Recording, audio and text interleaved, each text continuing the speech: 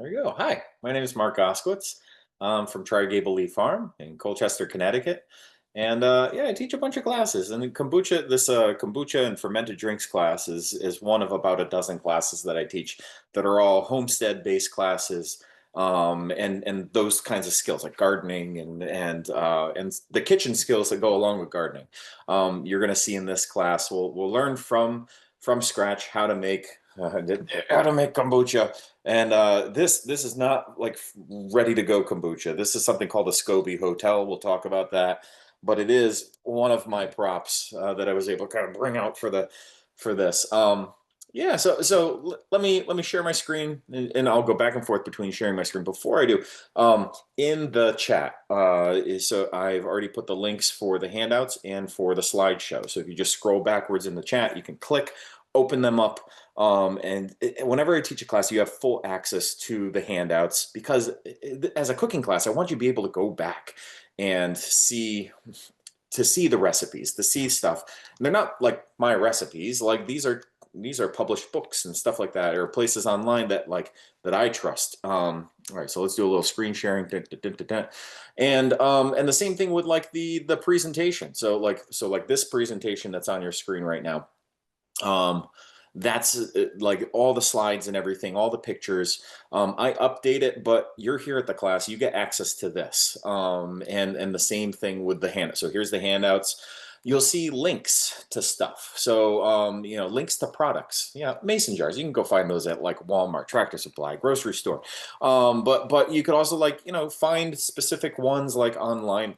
I do use Amazon as like a way to like easily show people. It doesn't mean you have to buy the products from Amazon. It's basically me saying, hey, this is a good product for this, for this project, for this hobby that you're going to have. And I've liked them. And also books are in here. As I scroll on down, oh my gosh, all the way at the bottom, there's even a link of videos of me checking in on my fermented drinks and stuff like that over time.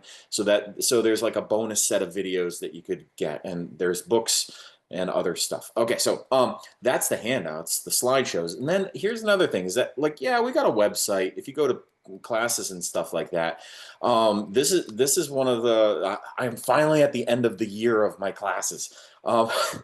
This is the 53rd class that I've taught.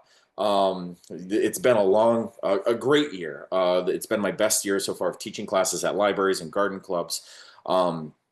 And I'm happy to be back here in Bloomfield. But so here's the thing: if you want to see me again, and maybe I'm in your neck of the woods live, there's the off-farm classes and then Zooms and stuff. As the calendar fills up for next year, this is my public calendar. If you can't wait and you really want to see like how to extend your garden season or how to do container gardening or whatever, let your public library know, let Bloomfield know so that they can have me back for that class. They know that there's interest in it.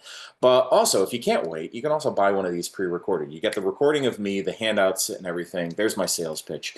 But let's dive into stuff. So my presentations are led by my slideshow. I am a flow state of mind presenter. Each picture triggers a memory. So sometimes I talk about things a little out of order, but the pictures are there to make sure that I don't forget stuff. Again, being like a food class, there's certain things that we want to make sure that we hit. Oh my God, yeah, all the classes. I got a new one. I got a new one that's coming up that's not even on this list. There's a library that requested me to design a class just for them, for their garden club, just on cold frames. And so that's going to be a new one added to the list. Okay, let's get in there. So this is a kombucha and fermented drink. So it's not just, we're not going to talk about beer and stuff like that, but we'll talk about ginger beer, which is, and like those like old timey sodas that like you could learn to like make at your house. It all starts with kombucha. Now, I'm not saying they're all related to kombucha, but if we understand the process of how to make kombucha, which is a popular drink, a popular gut health drink at this point, and how to flavor it in different ways and customize it to your flavor, your palate. If we learn the process, we can then extend that to other things. And so I want you to look at this class as a class where, like, if you really want to learn to do one of the other things, please learn how to do kombucha first and get it to work for you, and then go ahead and try some of the other ones. Here, this was one of my first batches of kombucha where I started flavoring them, and so we got lime zest and honey. So I put half a teaspoon of lime zest and there wasn't a single one of these that was bad. Look at the flavors. I put my ingredients on here so I could repeat them: tomato, jalapeno, cilantro. Oh my God! And I don't even know what the heck that one is. I'd have to zoom in. Cold brew. So this one, I added an eighth of a cup of cold brew coffee, and then cocoa powder, and then apple and ginger, and what does that say? It looks like lime, and then licorice and cinnamon, licorice root, licorice, the actual ground up little licorice root, lemon, ginger, cinnamon. Oh my God! So these were initial ones where like I was flavoring them in the bottles. You're going to see how I flavor them differently in the jars, and then I strain them and pour them in the bottles. This was kind of before I knew how to make a nice, clean, clear liquid that's like what you go and buy at the grocery store. Okay, so my like when I am brewing kombucha, this can be what it looks like in my house. When like the kids want some and I want some, and it's like, how do we keep up with the demand for it? Well, it's by having a cycle of kombucha that is actively brewing, kombucha that's matured and that is now getting flavored, and then this stuff gets bottled and put in the fridge and then enjoyed by everybody else in the family. But that is my like little fermentation station when we're up and running. Right now, we are on the border of my kombucha time frame.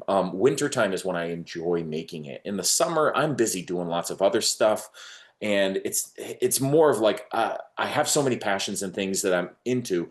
Winter is the time when I'm watercoloring, I'm painting, I'm done with all my outdoor projects, and now I'm doing indoor stuff. I'm cooking, I'm making pies and baked goods and stuff, and I'm making kombucha. So this is like where I'm enjoying the fruits of the harvest and everything. Anyway, you can make kombucha all year long. I'm just saying personally, I've gone from making it all year long to going, this is a seasonal thing that really helps to lift us up, microbially and everything in the winter when we need a little pick me up in the house. All right, so food safety. This is a food class. So yes, clean hands. We want to make sure that our equipment is clean, that we're not leaving soap residue on stuff. We're not talking like ultra pasteurization of everything, making sure that everything is like the absolute cleanest that it could be. But we want it clean. We want it like dishwasher or dishwashed clean. The ingredients too. If we are starting off with moldy, things that are on the edge of moldy, and then we put it into a brew or something, we could get something off going with this. I'm imagining like a lemon or something like that. If I had a lemon in the fridge for way too long and starting to get squishy, and I'm like, it's still good, I might hold off on using that one and actually go out and buy fresh lemons. Especially if I'm going to use the zest, anything. When we are talking about fermented foods, and so you want to use your senses. If something smells off, don't eat it or drink it. Throw it out. And now off can be a bunch of different things. It could be like, so like if something doesn't smell palatable to you, then it shouldn't be consumed. If you were to do a taste test, it'd be the tiniest of little sips or tastes. And we want to use our senses. If we see mold, throw it out. There shouldn't be mold at all in this process of brewing. Not on the top of things, nowhere, nowhere. And we'll talk about the why. And yeah, the one in doubt, throw it out. Okay, let's move on. So we got okay, so right off the bat, this is a library. I want to give you some awesome books that you can get on your Kindle, get on, borrow through the interlibrary loaning system. And then maybe you're like me and you're like, I gotta have it. You can see this book is like it's the big book of kombucha, and my gosh, it's the one that taught me. And then I looked at other books. It was my gateway book, and I'm so happy that I got that through my interlibrary loan. And then I bought it myself. It's by authors from Kombucha Camp who are also like they produce kombucha on a commercial scale, like you'll see their bottles in the stores. If you're interested in fermented stuff, then you might also like to dive off the deep end and read this fun read, The Art of Fermentation by Sandor Kantz, and also wrote Wild Fermentation, awesome book. Honorable mention in the fermented world of like finding recipes for flavoring things. This fermented book and this home fermentation book are also ones that where I found like a ginger bug recipe and some of the other recipes that are towards the end of the presentation. There are definitely other books, but these are the ones that I have enjoyed and I want to pass them on to you. Maybe you'll enjoy them. So what is fermentation? I'm going to click ahead. Look at the top of the screen. That's what it is in text. This is what it says in the handouts. I'm going to try and summarize it. Okay, so let's see. Just my silly face. Okay. So inside this jar, we got some liquid in this jar. All right. There's live bacteria and yeast that are in here. This is called a SCOBY, a symbiotic colony. Hold it. So it's an acronym. You know, like SCUBA stands for something. So this is SCOBY, SCOBY, a symbiotic colony of bacteria and yeast. SCOBY. All right. Not a Scooby. So anyway, well, here's the thing. We're going to use a pre-existing SCOBY that might be store-bought, or here's the thing, you can find people who have these, like me, who are local to you, on like Facebook groups and stuff like that, of SCOBY finders and stuff like that, where we literally stick our clean hands into this and pull out this thing that looks a little like snot. And we also give you some of the mature kombucha that's in here, the liquid. So the floaty thing in here is cellulose. Okay, so it's and woven within there are yeasts, and so towards the bottom here, there's something. It's hard to see. I got some better pictures and everything. Here's the thing of like what's happening in this fermentation process. We'll go through the whole process, but in general, we are going to be feeding this a concentrated tea, a sweet tea, and that tea is made from like black tea. The same tea that comes from like the camellia plant. So like black tea, green tea, white tea, pu'er tea, red teas. There's like 5 teas right there. They all come from the same plant. They're not herbal teas, not like a chamomile tea. Chamomile comes from a completely different plant than all of those other teas that I was talking about. I think the camellia plant. Anyway, I'm looking to get a cold hardy one that I can keep in my greenhouse. I could maybe harvest some little tea leaves off in the side season. Anyway, we're going to make a tea with real tea.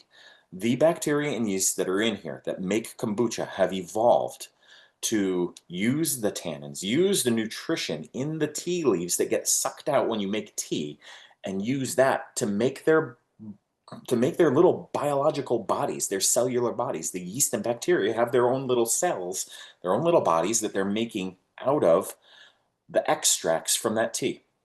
So that's the first thing, is that we're using tea. The other thing is that we're feeding them a food source, sugar, table sugar, white table sugar. Why? Because it's not bringing any other bacteria, yeast to the party. We're not using raw honey. Could you do it?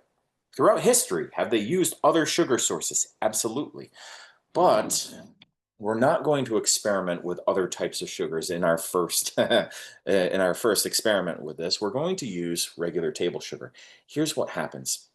The yeasts initially kick on and they eat the the yeast kick on and they eat the sugar. Okay. So sorry. I'm just getting back to my notes here and everything. I know it's in the presentation, but yeah, want to make sure that I get it right here. So the yeast breathe oxygen in the top of this. All right. So initially, when we start this, oxygen gets into the liquid. All right, and we just have like this cloth top on top. All right, so it's breathable. It's breathable. All right, but it stops dust from getting in. But microbes could get in and out. Here's the thing. The colony of bacteria and yeast that are in there, they breathe oxygen. The yeast breathe oxygen, and they consume and turn the sugar, the sucrose in the sugar, into glucose and fructose. Okay, and they also respirate out CO2. So this starts to get a little carbonated. Okay, then the bacteria come along and they eat not the sugar, but not the sucrose, but now the glucose that the yeast made available. There's this dance that goes on. All right, the bacteria eat the glucose and oxygen, and they make the cellulose, which is that little floaty layer on top. And you know what that cellulose film does is it floats on top and it cuts off oxygen supply. So the yeast got active and made the sugar available to the bacteria. The bacteria made the cellulose level, and you know what happens now? Now the oxygen levels dip down, and it's the cellulose film shuts off the oxygen levels, and the yeast start to go anaerobic. And this is where we get true fermentation. Now the yeast, they don't get oxygen. They start to actually ferment and consume the sugar and turn it into carbon dioxide, which makes it fizzy, and ethanol, alcohol, ethanol. All right. But here's the thing: mature kombucha has very low levels of alcohol because the last step is the bacteria then consume the ethanol and turn it into acetic acid. And acetic acid is what gives kombucha its tart flavor and everything. So and the acetic acid is what also preserves the kombucha and makes it shelf stable, because it becomes so acidic that other stuff that might fall in through that cloth layer, other bacteria, yeast, and fungi that don't like that acidic environment, they die off. Now, remember when I said that like mold shouldn't grow in this whole thing? Mold shouldn't grow in this whole thing because you are now cutting off oxygen, which, mold growth needs that, and that top little layer and everything. And if mold were to get on the inside, it would die because of that high acid level. Okay, so I'm going to go back to sharing my screen, back to the presentation. No need to see my face more. But anyway, part of that was that have my jar as my prop. So back through the books, and everything that I said is up there in writing. Oh man, there's a whole bunch of names for what the SCOBY is. So let's jump into the other fermented things in the process. So we could take a sugar source like raspberries, and we could let them ferment and everything. That this is adjacent to fermented foods and everything. Honey. We could use honey and make that ferment, and that's how you get mead. This is not a class about those, okay? So, but though, as you get interested in this stuff, you might get interested into wild fermentation, which is how our ancestors made fermented stuff. They didn't have a store to go buy brewer's yeast from. They were brewing their own stuff and collecting what was in nature to make their own brews.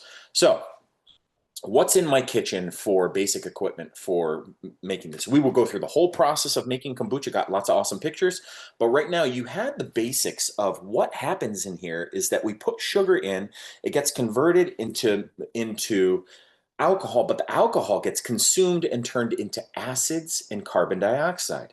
So that's where it gets its fizzy bubbly from, and that's where it gets its tart, tangy flavor from. All right, so that's mature kombucha, and many fermented drinks go through that process. Okay, so what's the basic equipment in my kitchen? Well, it's a lot of jars. It's a lot of fermentation vessels and stuff like this. Now, because we are brewing, anything that has this cloth layer on top is going to be a primary fermentation, where we're just trying to turn the sweet tea into a fermented drink, all right, and it's not mature yet. Once I put a flat top on it, it's not on tight, but that flat top is now saying, oh, I am now flavoring that. It's mature, and I'm now flavoring it. So this one is a flavored one. And then when we got bottles like this, you can see the ingredients floating them then. Those are ones where I'm flavoring inside the bottles. I'm doing test batches to say, do I like this? And then I might pour it out in a strainer into a glass, so I'm not getting all the chunkies and everything like that. After it's been flavored. So a full batch, we'll talk about it, really will take more than a week in general to brew, and then a couple days to infuse flavors into it. Now, there's some other ferment. There's like the start of a ginger bug here. This is tepache that's starting. Let's move on. We'll talk about those towards the end. What are the vessels that we're having? Lots of mason jars. Not just quart jars, though. We are going big. We're going with half-gallon jars with these giant tea strainers and stuff like that. All right, those are what we got here. And we've also got some gallon-sized jars. This is a gallon pickle jar, and I'm like, yeah, you could use that. And then cut a little piece of cloth just for the top to make kombucha in. Just make sure it doesn't smell like pickles anymore. Otherwise, your kombucha is going to smell and taste like pickles. Anyway, clean jars, clean jars. But I am buying jars that are these gallon size. I'm putting stickers on them so I get a rough reading of what the room temperature is where they're brewing. And then, yeah, I'm also buying these giant strainers. I've got, one right here. This is the gallon and the half gallon. You can see the metal tea strainers that are in them. I only really need that tea strainer in the beginning stage. You'll see when we need that, when I'm making the sweet tea. After that, I take it out. So I found that I don't even need this giant, I brew the sweet tea in a half-gallon jar, and then I brew the main kombucha in the big gallon jar without this strainer. Here's the thing. What are these strainers also good for? These are great for making cold brew coffee. You can go ahead and look that one up. That's easy. You fill it up with coffee, fill it up with cold water, and then strain it after 24 hours. You've got cold brew coffee you just made. My gosh, why are we buying this stuff?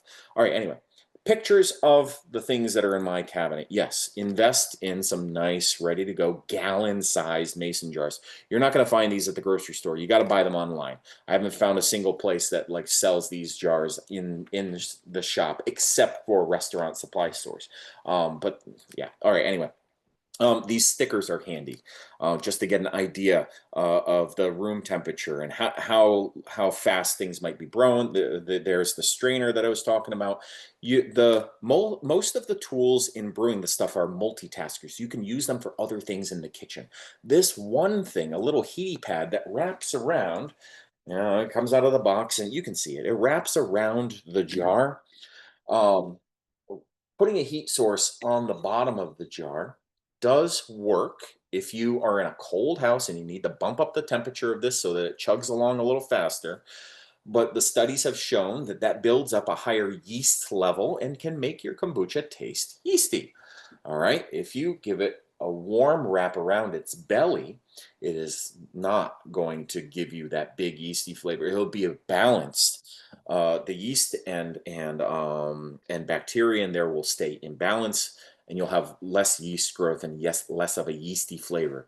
All right. Anyway, there are total kombucha kits, and I started out with a kit. It was a great way to start. I recommend it because it came with one jug, which I found out one jug ain't enough. I needed to buy more, but it came with a strainer and it came with a SCOBY in a bag, and it came with some tea, and it came with some swing top bottles. The swing top bottles are handy for bottling later on. Can you reuse old bottles? Yeah, this is my cousin. After she took my kombucha class, she instantly went home, started brewing kombucha at home, and was flavoring them, doing some trial flavors. And these are just old kombucha bottles that she had started to save up and set aside.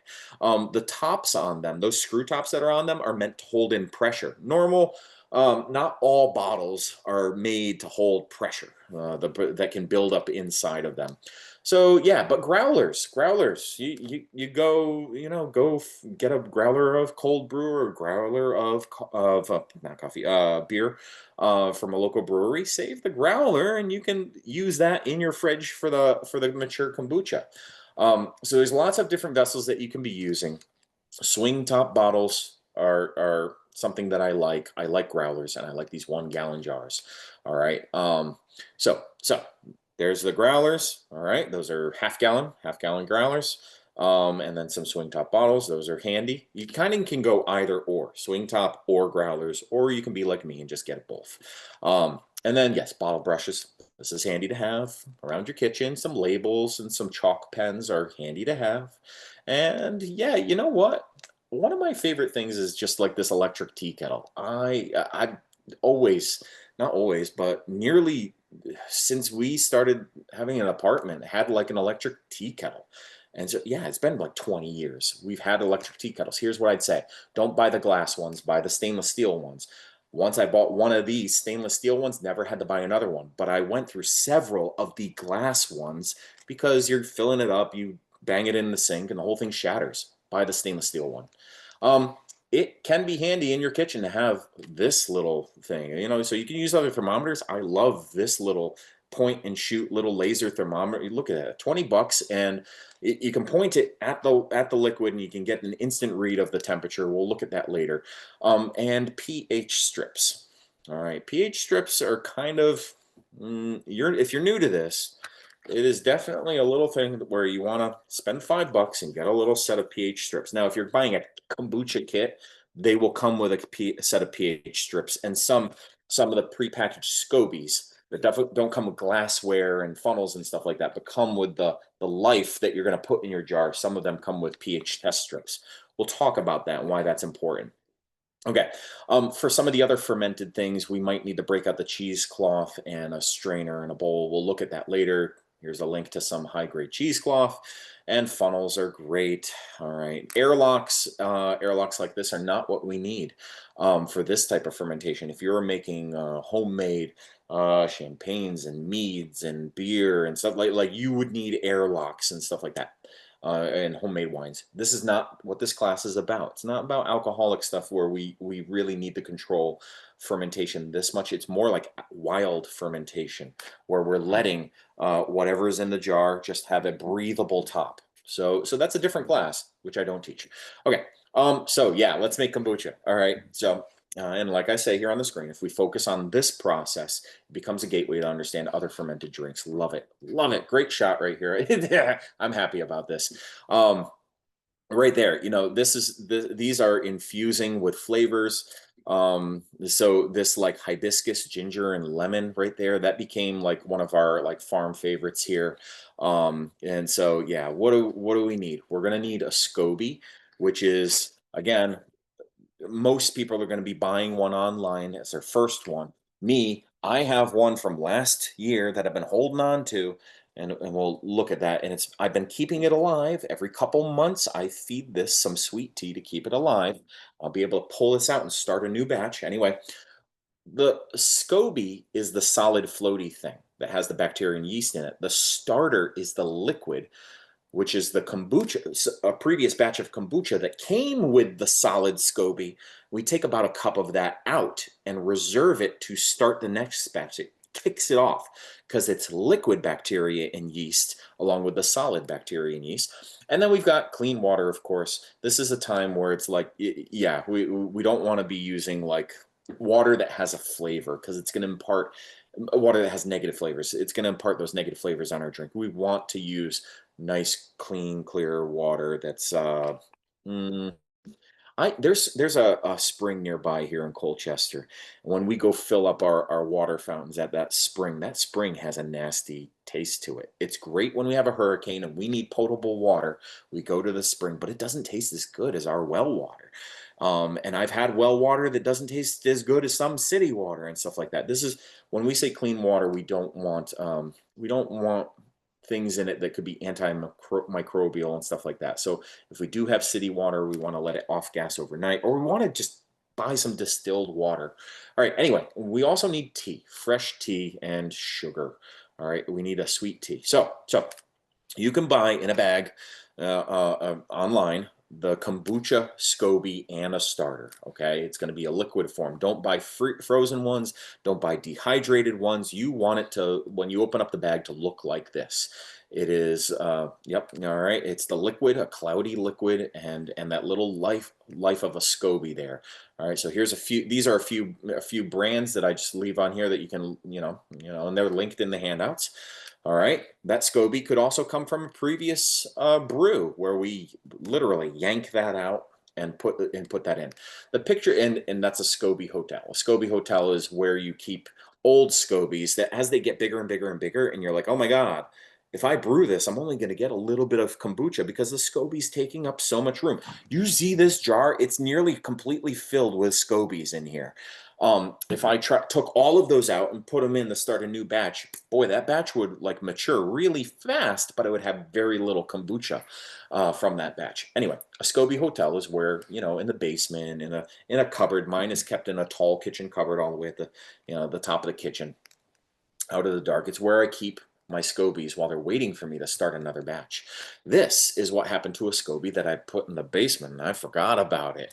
It's labeled with August 1st on it because I was supposed to feed it another batch of fresh sweet tea on August 1st, and I forgot about it. And in January, I found it all dehydrated and mold growing all over it. Okay, so this was a situation where it was like, oh my God, throw the entire thing out, wash and really, really clean out, throw away the cloth because that could have like mold on it and stuff like that. Rewash the jar. I'm going to save the jar and rewash it, but man, sterilize that jar.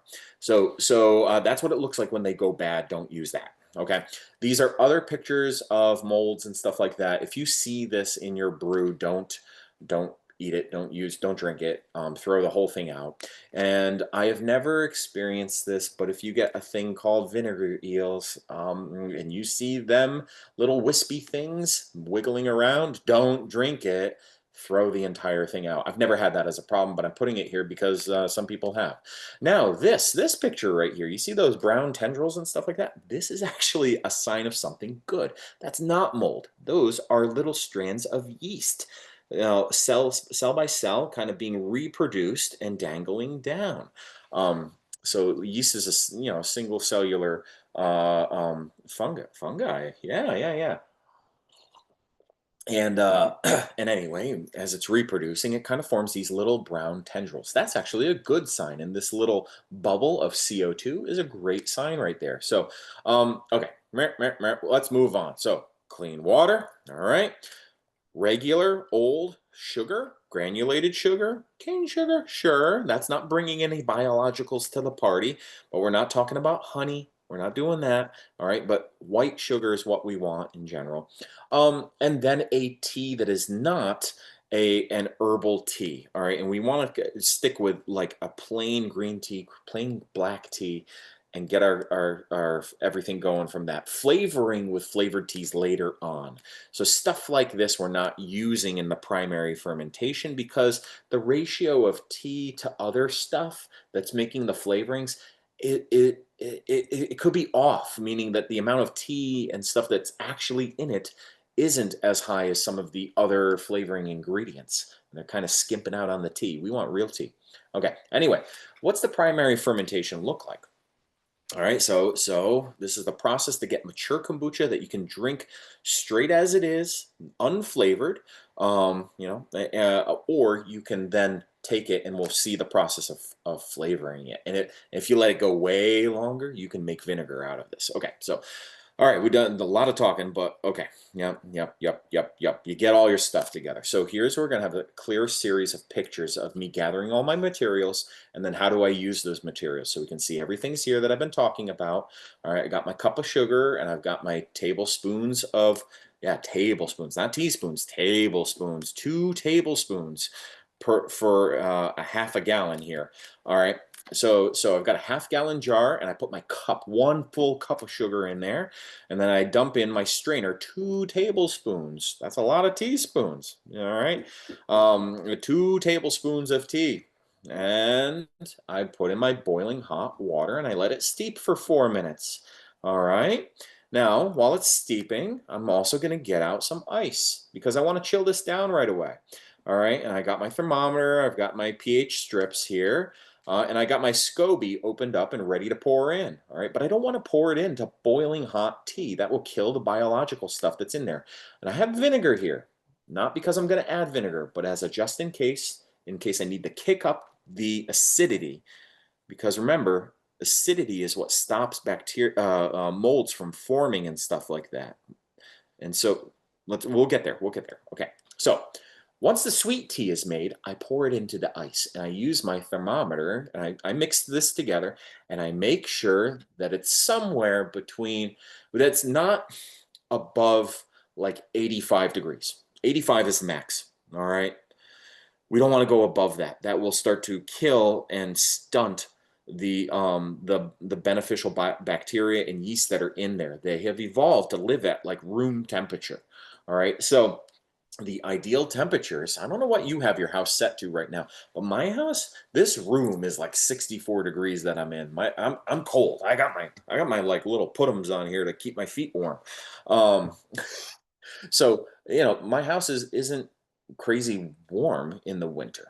Kombucha likes to brew at a temperature of about 75 to 80 degrees. All right, somewhere in that range is the ideal temperature, and that's why you might involve a heat mat. All right, if things are chugging along too slow and it's taking a month for you to get your mature kombucha, it's a sign that you might need to kick up the heat. And we don't want to heat the whole house just for a little jar of kombucha. Anyway, I make sure that the temperature of this is less than 85 degrees. So I see that temperature, 78, perfect. All right. Now, this is me testing the pH. the pH of the, using these little test strips, I rip a little strip off and I dip it in the tea. The pH of the tea on its own, before I've done anything else, is 4.5. All right, that's acidic. Neutral acidity is 7. All right, and vinegar itself has an acidity of about 3. Now, the way that the acidity scale works is that a 3 is 10 times more acidic than a 4, and a 4 is 10 times more acidic than a 5. If you go a scale by 1, it's 10 times. So a 3 is a 10 times 10, 100 times more acidic than a 5. So me dipping the little strip in the tea itself, before it's had any acid, we want the acidity level to be generally about 4, 4.5. So the acidity is also pretty good right now in this tea, but maybe it wasn't. What if it was too high? All right, here's the thing. We're going to be dumping in the SCOBY. So this is a test before. Okay, before we do anything, I got the SCOBY. I take the scissors, I open it up. There's that solid thing and the liquid, and I pour everything in, liquid and solid and all, into the tea that is now cooled to it's below 85 degrees. I mix it in. Well, yeah, pour, mix it in, and then I do a test strip. Now that I've poured in this acidic kombucha to the tea mix, all right, and I get a reading that's about 3.5. All right, a little more than 3.5 than 4. That what just happened is it became 10 times more acidic just by me adding that starter to it. Now here's the thing: is that is within the safe range. All right, somewhere, so I said somewhere 4, 4.5. I shoot for 4 and below. All right, as a pH scale of what's safe. All right, and by the time this is matured, it will be even more acidic. All right, and so acidic that you might cut it with some water to cut the acidity. All right, anyway, so this isn't kombucha yet. This now needs, oh, if it wasn't low enough, I might add 1 tablespoon of distilled white vinegar, not apple cider vinegar, not balsamic vinegar. All right, distilled white vinegar does not impart flavors and it does not impart biological stuff into this. It's distilled. It's not alive like apple cider vinegar is. If this reading was too high, maybe a 4.5 or a 5. All right, that's too high. I might add 1 tablespoon of vinegar, give it a stir, and then test again. And I'm shooting for something. Yeah, 4.5 is what they say, but I shoot for 4 or below. You know, when in doubt, go a little more acidic. Okay, now, great. I put the top on, a breathable top like this. That's a must. We're not using like a hard plastic top. We're not putting it like a jar. We want full breath of oxygen in this to begin with. All right, because that's part of the process. And here's a set of pictures over the course of time. Yep, you might use the heating mat.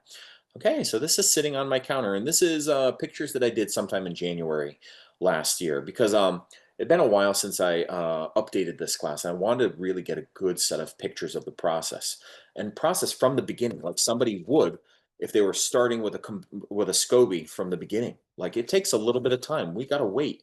All right, so now we wait days 1 to 7, and here we are.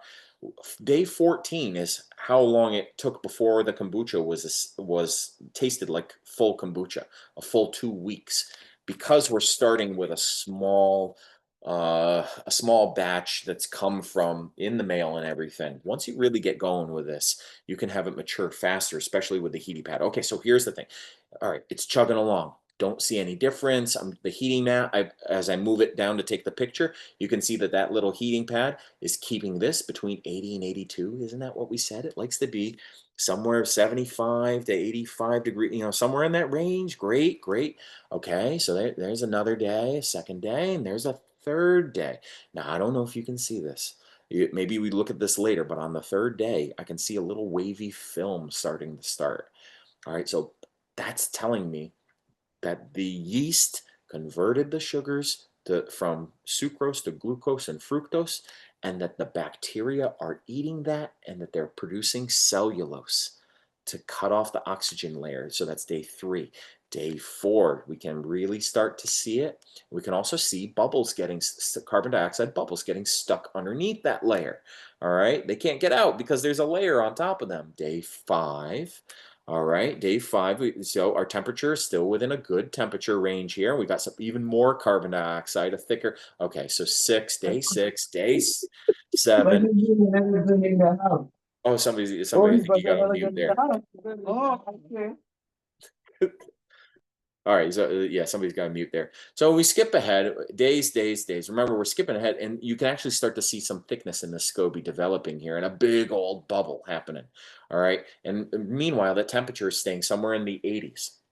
This is what this is like textbook, a great sign of like everything's going along. You can see that like everything is looking the way it should be. You can start to see some yeast tendrils forming in here. That's great. Everything's perfect. It's a nice clean white clear color on top of mine.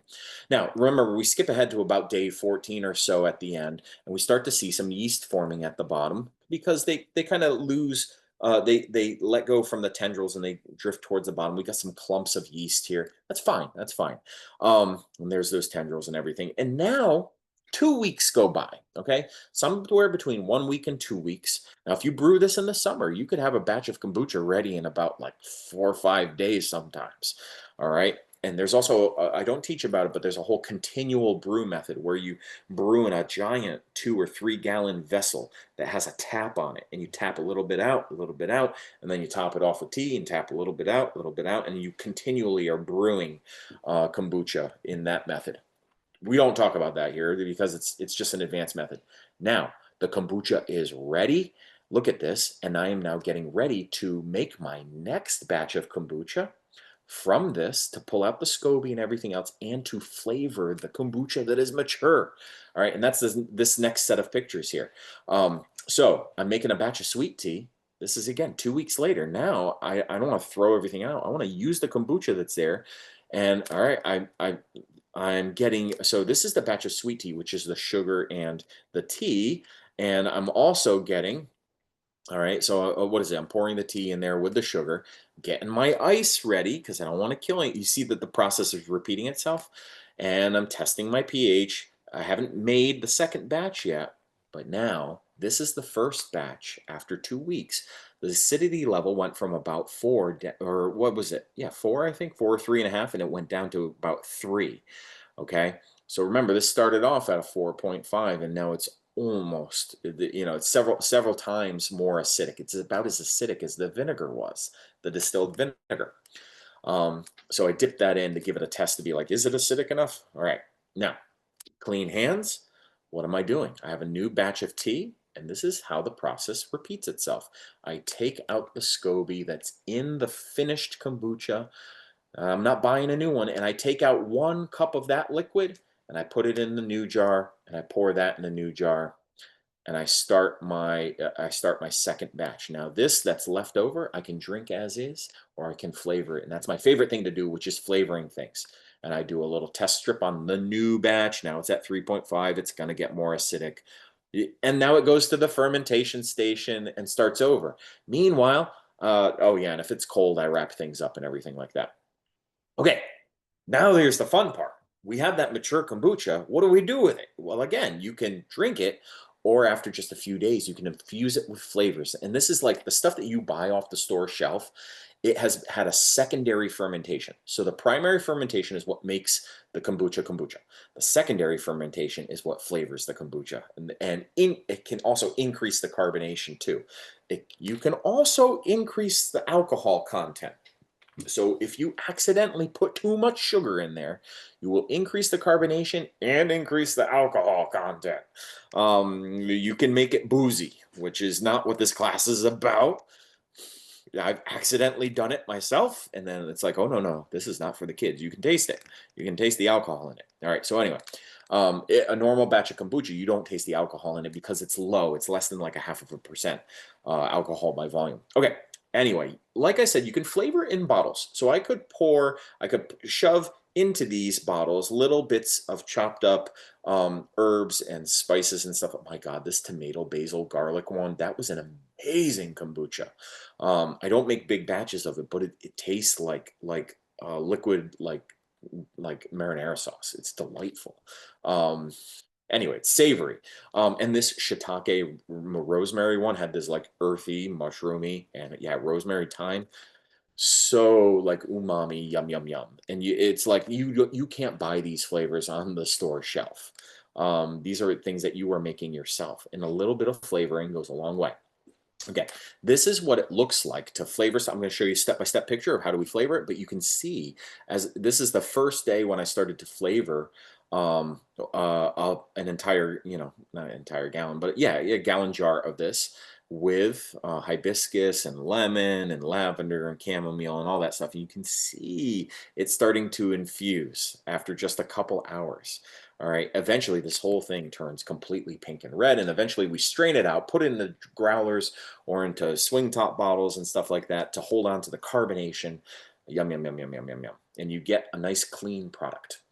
There we go. Doesn't that look amazing? Okay, so in words, you can read through this stuff. I put this in words here so that you can read through it later. But in general, we are going to be using like little teaspoons of herbs. This is where this book has been an awesome inspiration for just like finding flavor pairings and everything. You look in the back, you start looking at it has a really big section on flavoring. It's an inspiration. You're like, oh my God, I have dried apricots. What could I do? And it's like, okay, pair apricot with some honey, pair apricot with some rose petals. It's like I wouldn't even thought to do that. And then you try it and you're like, oh my God, that was amazing. Anyway, and so you'll also get like medicinal connections and stuff in this too. All right. Anyway, flavoring. What's the process? Remember, we have that mature kombucha and we separated it out with the SCOBY. I've also got, so in this case, if I'm making a gallon and I really want that lemon flavor to come out, I'm going to juice the lemons, and I'm also going to toss in the whole lemon rind and all too. It gives some bitters. It gives the zest in there. I could zest these like crazy too if I really wanted to kick up the lemony flavor. But it's good enough with two whole lemons juiced. Don't worry about the seeds. Don't worry about the pulp. We're going to filter that out later. This is a little mix of chamomile, lavender, and rose that I made myself, and sugar. A whole nother cup of sugar is now used. So I take the mature kombucha, and look at how we took out the SCOBY, and now it's not as high in volume anymore. Don't worry, this is really acidic stuff. So we're going to top it off with water, and the acidity will still be fine. We pour in the sugar, and that really makes everything foam up. That's what's happening here because it's releasing the carbon dioxide a bit. I pour in my herbs, and this is so this is 1 whole tablespoon of mixed stuff. So if I were doing a little, I don't have it, but a little bottle, 1 little bottle, like a beer bottle size, I would use like eighths of a teaspoon and a half of a teaspoon. When I'm doing a full gallon, we are thinking tablespoons of ingredients because we're kicking it up. All right. So we're thinking 1 whole cup of sugar added to the mix, and I look at that. That's 2 tablespoons of this floral mixture, and the 2 lemons and the lemon juice. And for the heck of it, I rinse off all that pulp and yummy, yummy flavor that's stuck in there, and I fill up the jar the rest of the way with water that dilutes the acidity a bit, but not that it's crazy. It's still crazy acidity. I give it a good stirring, and look at that. Even after I added water to it, still got a reading somewhere around 3. That's because it's so acidic, all right? And that's what's going to preserve it. Look at that beautiful color starting to show. This is where I could put a cloth top on it, but I choose to put a top like this on it, and I just keep it on finger tight because now it's going to hold on to the carbon dioxide that builds up in there. All right, if I did a cloth on top, extra carbon dioxide would get let out of this jar. Now I want to keep my fizzy bubbly inside. It also helps to cut out the oxygen supply. Now what happens is I got these brewing side by side, the flavor, and now the next batch of kombucha. And in just 2, 3 days is when I pull this out. Yep, there we go. There we go. They're all wrapped up together. And I start to bottle them. All right, and we portion it out and we make it so it's a beautiful product. So I get my strainer out and I funnel or whatever. This is what it can look like. And yep, look at that. Peach chai. Look at that. And the kids are playing on the swing set in the background. Didn't even know that was happening until I took the picture and showed it. I was making the slideshow. I was like, oh my God, they're so little. Anyway, but yeah, that peach chai, that's a killer one. And again, it's just like little bits of frozen peach tossed in with some chai flavoring as we bottle it. Yeah, so here's the thing. After 3 days, look at how the herbs have started to grow like a SCOBY on top, and there's bubbles right here accumulating. A new SCOBY grows because this is now really biologically active. By the way, thanks, folks. You've been in for an hour now. Don't worry. This is like the rest of this goes pretty fast, but we've gotten into a lot of the details. Look at how much air has been built up into this other one. Remember how I started a second ferment, and it took a while for the first ferment, it took 2 weeks for the first ferment to go? This one, look at all the carbon dioxide that built up. It pushed this. This is the, not the flavored one, but this is the second batch. After just a few days, has really started to kick off. When you buy a SCOBY online, it needs some time to really get active. And so your first batch is going to take 2 weeks. Don't rush it, because then you have something that's really biologically active for your next batch and your next batch and your next batch. The heat, Matt, absolutely adds to that as well. Now, after 3 days, I take this, I get my bottles ready, and oh, look at that. I'm pulling all that stuff out. I'm throwing that away, and I'm straining this out with a little bit of cheesecloth, and that's the final product. Delightful. This is our farm lemonade. It is hibiscus lemon, usually ginger. I forgot to toss ginger in this batch, but it's ginger lemonade with the hibiscus, the rose, the lavender, and the chamomile. It's a beautiful floral mix. It's a custom made thing. Somebody should like take this recipe and like bottle it on grocery store shelves. Awesome. I'm not going to do that. That's not me. But anyway, so that's our farm kombucha, ginger peach. My God, these are our classic flavors. And then they go in the fridge, and then yeah, this is like an apple cinnamon one. This is just lemons for like a lemonade flavored kombucha. And then yeah, bottle them up, yeah, oh my God, in growlers. This is just pictures of stuff bottled up. All right, so that's kombucha. We're gonna move on to other fermented drinks. Okay, so now that you know how to ferment and make kombucha, this is like the rapid fire part of class where it's like, hey, if you like this, you might like to go down this road. And one fermented drink that is actually really easy to make is called a shrub. All right, and you probably haven't heard of this. Bartenders might know of this. I was a bartender. Mm. And a shrub can be a nice way to make a very flavorful alcoholic drink. All right. And so it's not alcoholic, but you add alcohol to it. Use it as like a mixer. All right. By the way, all these kombucha things that we're making, they make amazing mixed drinks. You can believe when my wife, went away, she went away to Cape Cod with her girlfriends for the weekend. I sent her with a whole, these jars are reusable. Boy, oh boy, Mark's amazing margarita mix was like a lime kombucha base. And then, and then you add the tequila and the other fun stuff, the adult stuff, send it off, and they had a great weekend. Anyway, shrubs. How do you make a shrub? Well, a shrub is basically a concentrated vinegar ferment where you're using apple cider vinegar apple cider vinegar has biologics in it, has bacteria, yeast, and stuff like that in it that will continue to ferment. All right. So it's alive. And if you combine these ingredients, look at these ingredients are the same as like the kombucha ones, minus the tea. We are using a cup of apple cider vinegar, and we are mixing it in the jar, crushing up the berries and everything, and letting it ferment in a quart-sized jar for a few days. That's it, on the counter for a few days. Then when it's done, you take it, you put it in the fridge to slow the fermentation process down, and you can strain it out and stuff like that and put it in the fridge. And then it becomes a concentrated thing that you can pour a little bit off and then top off with water. And it's this fermented concentration that you are diluting with the water before you're drinking it. Here's a recipe for a raspberry lemon one that I've made before. It's not my recipe. Oh yeah, this blackberry shrub I've made before as well. You can look at these later. And just like this is a picture of like what a shrub can look like. Again, you're pouring in like a fourth of this. This is that vinegar base that's been fermenting for yeah, this says 8 days right here. For 8 days, it's been fermenting, and then it goes in your refrigerator. And now you've got this concentrated flavor that you pour in here, top off with water, and then it's this delightful fermented drink. Now, with all that said, Yeah, you could fill it up and then leave a little bit of the top for an ounce of alcohol or whatever at the top, and then you got adult drinks. All right. All right. So that's an easy fermented one. Doesn't take that much. You're using the apple cider vinegar as the starter for that one. All right. Other water kefir. So one of my favorite drinks to buy at the store was not a kombucha, but it was actually a water kefir.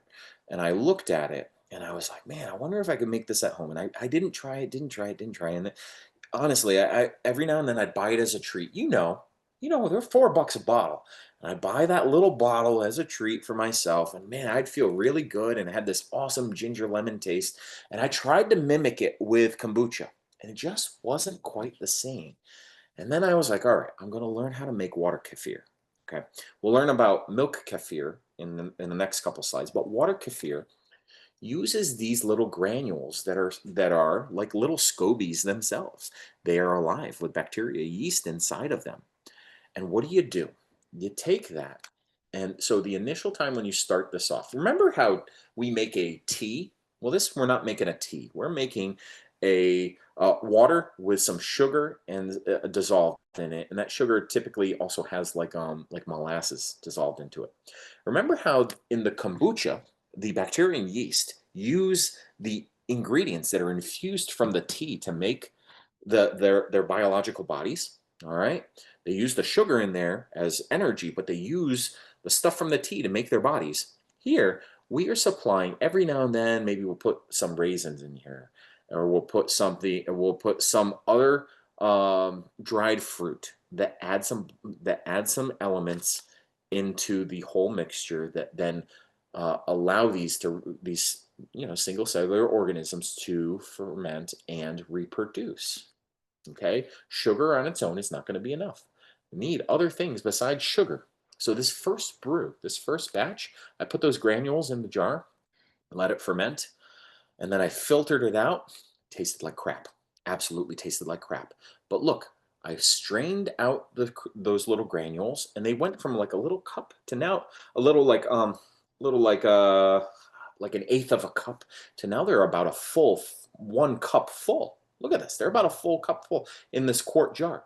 Okay, and now this is just sugar water and filtered out and everything. It's a little less cloud, a little yeah. It's not as cloudy, and so they're gaining in size. So that another week goes by, and now and they're growing and everything like that. And so then I strain that out. I strain that out, and I start the next batch.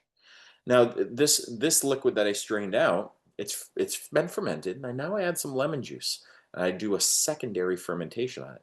This second batch tasted good. The first batch was a throwaway batch. This second batch was starting to get good. It wasn't quite like what I bought on the shelves, but I added some lemon and some ginger. I was starting to get that flavor.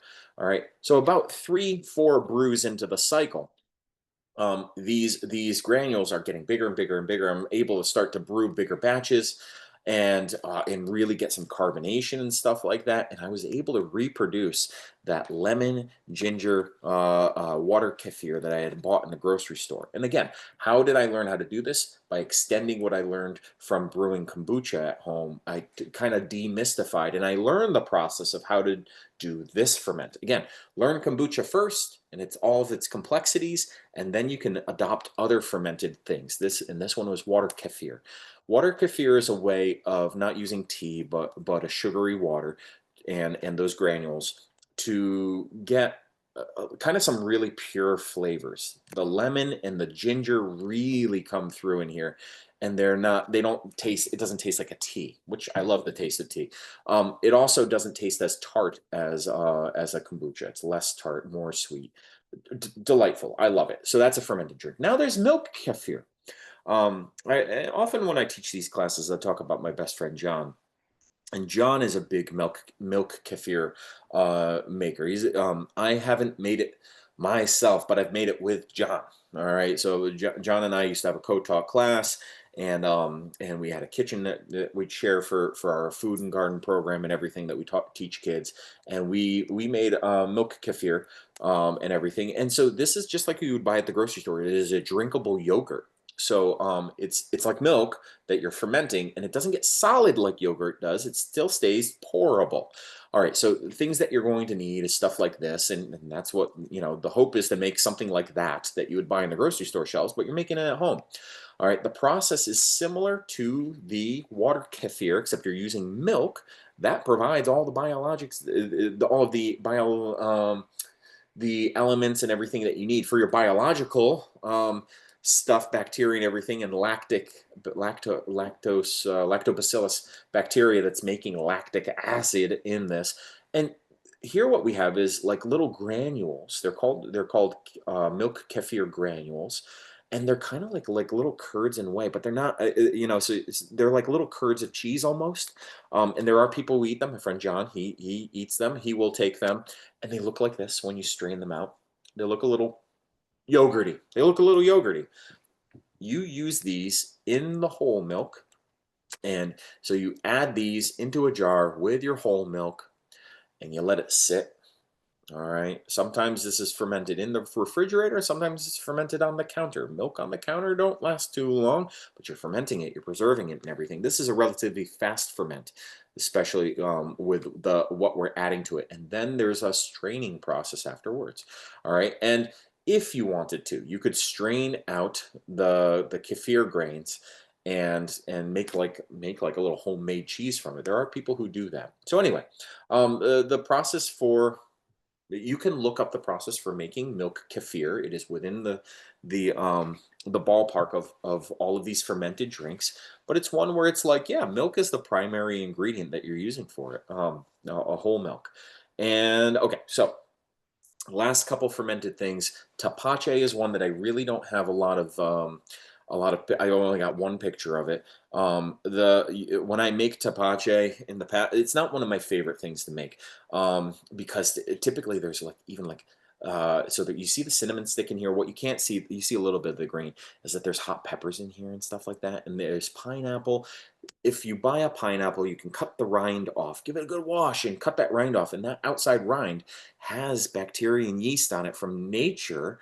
All right, you're still giving it a good wash. You're getting off all the hand stuff that been on it in the grocery store and transportation and everything, but it's still got yeast and bacteria and stuff like that. And you end up um, submerging that in a sugar water solution and then letting it sit on the counter for just a couple days, and it really kicks along.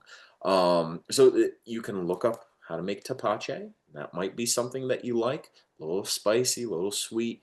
But again, this is one to do after you've done something like kombucha. All of these are something to do after you've done kombucha. Learn how to do that, get some good batches, and then you're good to go. All right, so um, when I don't do I have the book here? No, I don't have Sandor Cans, but there was that book that I showed you at the beginning. I think it was pink or orange. It was Wild Fermentation, and so I went and I got some choke cherries from the cherry tree down the road. I got the ladder out, got a little quarter bucket of these awesome cherries and everything, picked off the tree. All right, lots of different colors and stuff like that. I brought it, put it in the pot, got it to a boil. Kids helping me out, love it. My kids mushing them up, and we got some water in there, some sugar in there. We turned it into this awesome cherry syrup. All right, we could have added some pectin to it and turned it into a jelly or a jam, a spreadable one, but we left it as a syrup. All right, so we strained out the syrup from all this pulp. Now it's like, well, I don't know. It seems like a shame just to throw this pulp to the chickens.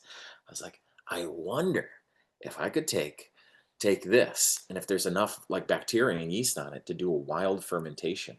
And so I filled the jar with water, added some sugar, added some lemons and lemon juice, and all of that pulp, and I let it sit on the counter.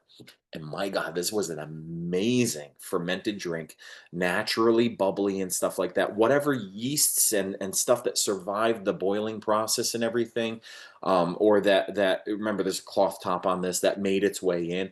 After about a week of just sitting on the counter, I then strained it out, and this was an amazing drink. Um, because of the sugar content, tasted a little boozy, but it was a nice drink, very rich. Okay, oh, there's the book Wild Fermentation. If you're interested in this stuff, this is like how our ancestors took water that was not potable and then like fermented it and then made potable stuff to drink. So so that you didn't have to boil all the water and everything. You knew that it was safe to drink. Yeah, it's like the founding of our nation and everything. It was on ciders and beers and alcohols and stuff like that that made water potable. Ginger beer. All right, this I think is the last one, ginger beer, and how to make a ginger bug. It's a fun little process. All right, I don't have a lot of good pictures of myself doing it, but every now and then I go through a process of like I want to make homemade ginger beer again. And so, all right, what is the process to get this to turn it into ginger beer? Well, you make a ginger bug. What is a ginger bug? Well, you take a tablespoon of ginger. So, what do? Every day, are you chopping up ginger and stuff like that and everything? No, no, no, no. Chop up a whole bunch of ginger. Chop up a whole ginger root, grate it into really fine pieces, and in your refrigerator, put a little top on that, and have some sugar ready to go. And every day, take 1 tablespoon. So you start the jar off with a tablespoon of sugar and a tablespoon of ginger. Great. And you put this little top on it, a cloth top. What happens is over time, bacteria and yeast from nature in your house land in this, and they start to ferment the sugar and the ginger together, and you get the bubbly bubbly stuff going. It's like sourdough starter. All right, a homemade sourdough starter. Every day you add 1 tablespoon of ginger, 1 tablespoon of sugar. Next day, stir it up, add a tablespoon. And so after about a week or two, you've got this bubbly mixture of yeasty stuff that is now called a ginger bug. And a ginger bug is your starter for a ginger beer. And so what you would do with this is you would use your ginger bug. So you can follow this recipe and everything. All right, follow this recipe of how to make a ginger bug to then ferment a larger thing like the water kefir to ferment a thing like and turn it into ginger beer at home. Awesome. And this is like how homemade sodas are made. If you want to make like a homemade like grape flavored soda, you start with the ginger bug, and then you heavily infuse it with some crushed grapes and stuff like that, store bought or homegrown or foraged grapes. And you've got like this crazy, almost like a, not a wine, because it's not alcoholic like that, but like, grape flavored or raspberry flavored or whatever. It's whatever you're growing. Other fermented drinks that are in the whole thing, meads, beer, wines. This isn't that type of class. All right. All right. We're trying to avoid the boozy stuff and stay safe. And this has been about it. I hope you've enjoyed this class. The one time I've made mead at home, it ended up being like a yeasty mess. It wasn't the best thing. I was really excited for it. And what I discovered was like it is a whole nother level of controlling the environment. And the payout for this is like you gotta wait like half a year for this stuff to mature and everything, and then it's a crapshoot. But the kombucha stuff is not a crapshoot. It's like you can be drinking that stuff relatively soon. I want to thank you for joining the class. If you've liked this, please tell the library, of other classes that you'd like me to have come back and visit, and I'll stop the screen share at this point. Now we could probably stop the recording and start taking answers. So I hope you enjoyed the class.